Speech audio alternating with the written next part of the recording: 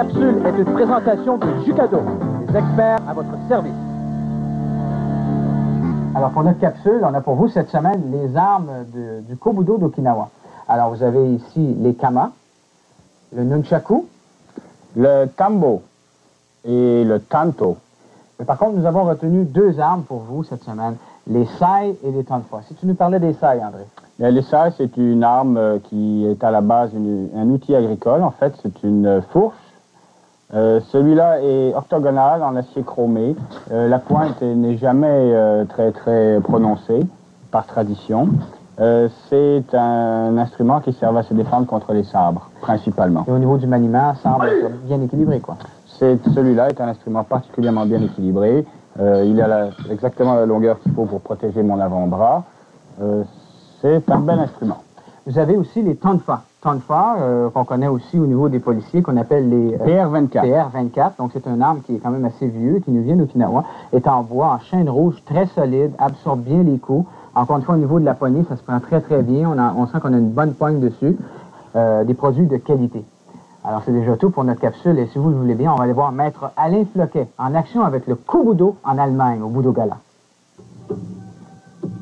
Alors, place à Maître Alain Floquet en Aikibudo. André, je crois que tu connais l'histoire de Maître Floquet par cœur.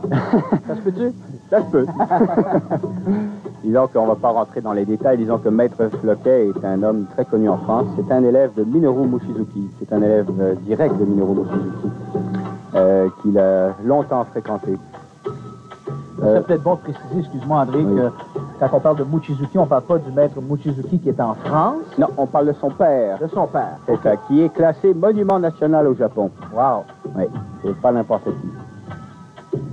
Alors vous voyez, comme on a vu déjà dans le passé, les gens qui pratiquent l'aïkido, aikibudo ou aikijitsu font tous le maniement du sabre. Donc ça fait partie intégrante du travail. De l'aïkibudo. De l'aïkibudo. Alors maintenant, cette forme de travail, on l'appelle comment? Ça, on l'appelle du travail de canalisation.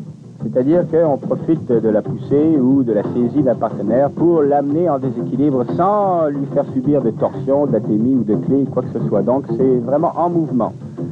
Donc, c'est un travail dynamique qui, en fait, c'est l'étude du mouvement, si vous voulez. Alors, il y a des travails à l'intérieur et à l'extérieur de l'attaque. Oui, dans un sens comme dans l'autre. Ça se fait sous le principe de la circularité. C'est-à-dire que tout se fait à l'intérieur d'un cercle. Aucune opposition. Non, aucune opposition directe. Servir de la force. Là, on va avoir une démonstration de sutemi, c'est-à-dire donc l'amener le partenaire au sol en déséquilibre, tout en se jetant soi-même au sol. Donc, il y en a différentes manières, différentes méthodes. En fait, il y a plus de 35 sutemi différents dans notre école seulement. Et lorsqu'on fait un travail comme ça vient sous forme de kata, un peu comme on... Non, là, c'est pas du libre. Il n'y a pas de kata, non, c'est un travail qu'ils ont fait. Et ces techniques-là viennent, évidemment, à l'enseignement, elles viennent individuellement.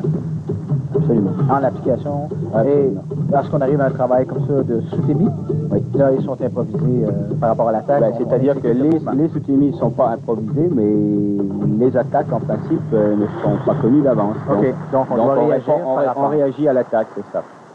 On ne peut pas dire, les sutemi, c'est comme toutes les techniques, on ne peut pas dire qu'il y a tel sutemi qui correspond à telle attaque. Alors là, on va voir au ralenti, Maître Floquet qui nous fait une démonstration de technique. Maître Floquet, en France, très connu. Très connu. Il ne s'occupe pas de la police, il n'entraîne pas la police. Maître Floquet était à la police de Paris et maintenant à la retraite depuis quelques années, très peu d'années d'ailleurs. C'est effectivement une personne qui s'occupait de l'entraînement des policiers, mais pas de tous les policiers. Il s'occupait de l'équipe qui était antiterroriste. Antiterroriste, c'est bien ça. Il est aussi le directeur du dojo de la police de Paris. On appelle l'ASPP. Donc. Et à ce titre, il côtoie donc beaucoup de policiers. Alors, on voit ici son travail d'aiki. Exactement. Inspiré du Daito Ryu ancien.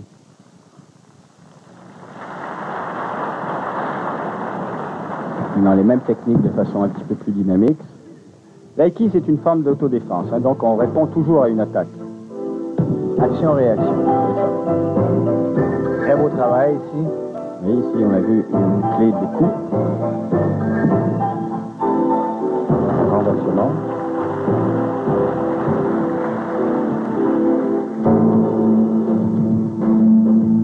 Maître Floquet est âgé de quel âge maintenant? Près de 60 ans. C'est quand même impressionnant de voir. Oui, c'est un homme aussi qui est d'une corpulence petite, assez léger, mais qui est d'une force incroyable.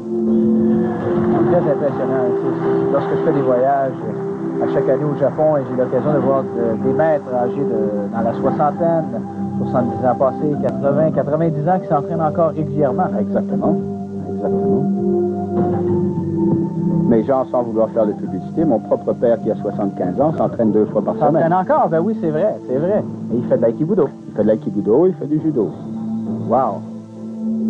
C'est quand même pour dire, hein, lorsqu'on parle que c'est vraiment pour une bonne santé, de vivre bien longtemps, les arts martiaux est vraiment une des meilleures choses à faire, à suivre, oui. Alors, Maître Alain Floquet qui nous présente l'aïkibudo. Je voudrais quand même attirer l'attention aux téléspectateurs sur le fait que l'aïki, ça fait référence à l'action d'un esprit fort sur un esprit faible. Hein. C'est plus qu'une série de techniques, c'est une manière de voir les choses. Donc il y a une philosophie. Il y a une philosophie, c'est ça. Au niveau du code d'éthique, ça oui. ressemble à quoi au niveau de l'aïkibudo? L'aïkibudo, c'est très traditionnel. C'est le code d'éthique du samouraï. D'ailleurs, c'est un art martial qui était enseigné qu'à une classe privilégiée jusque dernièrement. Donc, c'est quelque chose qui se fait de façon très traditionnelle. Alors, c'était Maître Alain Floquet avec l'aïkibudo en compagnie de ses élèves de France. Après la pause, Jimmy Pam.